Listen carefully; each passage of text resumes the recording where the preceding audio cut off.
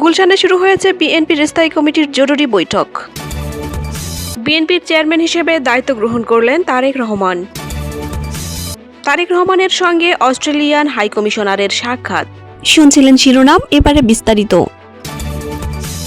বিএনপির ভারপ্রাপ্ত চেয়ারম্যান তারেক রহমানের আহ্বানে দলের স্থায়ী কমিটির জরুরি বৈঠক শুরু হয়েছে। রাত 9:30টার পর গুলশানে বিএনপির চেয়ারপারসনের রাজনৈতিক কার্যালয়ে বৈঠকটি শুরু হয়।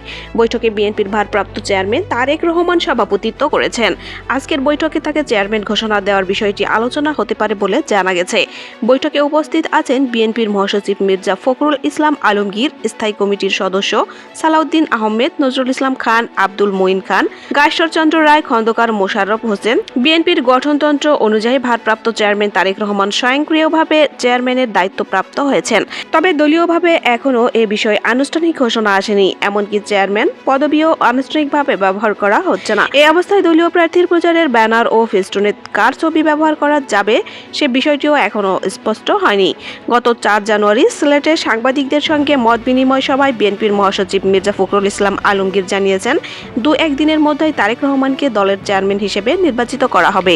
বিএনপির মিডিয়া সংশ্লিষ্ট একটি সূত্র জানায়, তারেক রহমানকে চেয়ারম্যান হিসেবে দায়িত্ব নিতে দলের স্থায়ী কমিটির একাধিক সদস্য অনুরোধ করেছেন। তবে তিনি তৃণমূল নেতাদের মতামত ও পরামর্শ নিয়ে সিদ্ধান্ত নিতে চান। এ বিষয়ে তিনি বরাবরই এমন দৃষ্টিভঙ্গি পোষণ করেন। প্রসঙ্গত 2018 সালের 8 ফেব্রুয়ারি সাবেক প্রধানমন্ত্রী বেগম খালেদা জিয়া কারাবন্দী হওয়ার পর তারেক রহমানকে বিএনপির ভারপ্রাপ্ত চেয়ারম্যান হিসেবে মনোনীত করা হয়। এরপর থেকেই কার্যত তার নেতৃত্বেই দল পরিচালিত হয়ে আসছে। করোনা ভাইরাস পরিস্থিতিতে পরিবারের আবেদনের পরিপ্রেক্ষিতে তৎকালীন আওয়ামী লীগ সরকার 2020 সালের 25 মার্চ শর্ত সাপেক্ষে খালেদা জিয়াকে মুক্তি দেয়।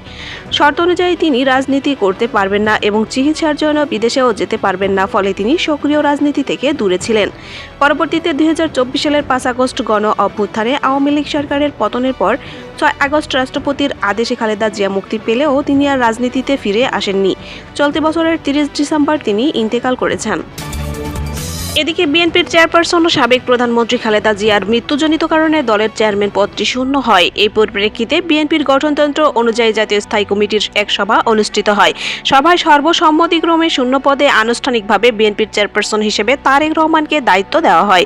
এর মাধ্যমে তিনি দলীয় গঠনতন্ত্র অনুসারে বিএনপির চেয়ারম্যান হিসেবে দায়িত্ব গ্রহণ করেন। শুক্রবার রাতে গুলশানে স্থায়ী কমিটির জরুরি বৈঠক শেষে বিএনপির মহাসচিব মির্জা ফখরুল ইসলাম আলমগীর এ তথ্য নিশ্চিত করেছেন। এদিকে বিএনপির ভারপ্রাপ্ত চেয়ারম্যান তারেক রহমানের সঙ্গে সাক্ষাৎ করেছেন ঢাকায় নিযুক্ত অস্ট্রেলিয়ান হাইকমিশনার সুসান রাইল। শুক্রবার সন্ধ্যা 7টার দিকে রাজধানীর গুলশানে বিএনপির রাজনৈতিক কার্যালয়ে এ সাক্ষাৎ অনুষ্ঠিত হয়। বিএনপির মিডিয়া সেলের সদস্য সাইরুল কবির খান বিষয়টি নিশ্চিত করেছেন। তিনি জানান, একই দিন সন্ধ্যা 6টায় ঢাকার জার্মান রাষ্ট্রদূত ডক্টর রুডিগার লটজো বিকেলে 5টার দিকে ঢাকায় নিযুক্ত পাকিস্তানের হাই কমিশনার ইমরান হায়দার বিএনপির ভারপ্রাপ্ত চেয়ারম্যান তারেক রহমানের সঙ্গে সৌজন্য সাক্ষাৎ করেছেন। সুপ্রিয় দর্শক, এই ছিল এখনকার মতো সর্বশেষ সংবাদ। আমাদের পরবর্তী সংবাদ সবার আগে পেতে অবশ্যই একটি লাইক দিন এবং অনুরোধ থাকবে চ্যানেলটি সাবস্ক্রাইব করে বেল আইকনে ক্লিক করুন এবং মতামত কমেন্টে জানান। আল্লাহ হাফেজ।